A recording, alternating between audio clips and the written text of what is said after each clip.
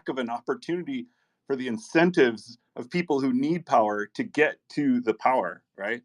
So Bitcoin is like providing this conduit for a natural system of incentives of people who will have a slow amount of demand, like slow increase in electricity demand, and connecting that with the natural resources of power, whether that's geothermal, whether that's hydro, and the hump of capital in infrastructure that needs to connect those two, the provider of that good and the people who want that good.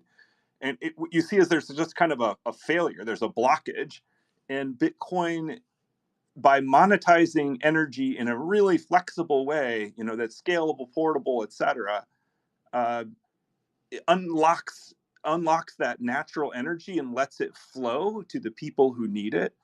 And there's no better way to explain that than the actual concrete stories of how it's happening and why that matters. That's the other thing. I think people, for a lot of us, power is just always there. We just plug in, we just turn on. A lot of the people are having these debates.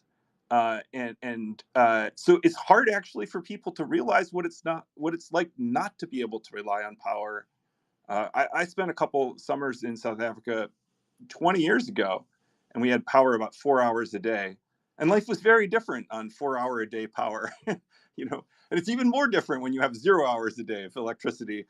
And it's weird to have to say this, but there's a basic lack of human empathy or understanding with what energy means to us, because it's become part of the background of our lives in a way that we can't imagine not having it.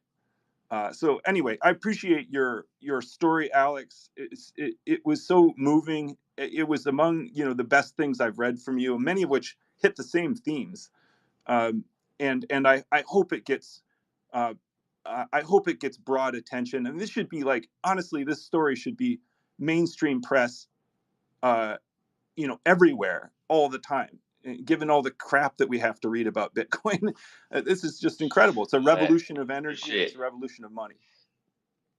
Appreciate that, Troy. I don't know how many mainstream editors would like my 11,000 word articles. I really appreciate Bitcoin Mag for allowing me to go deep.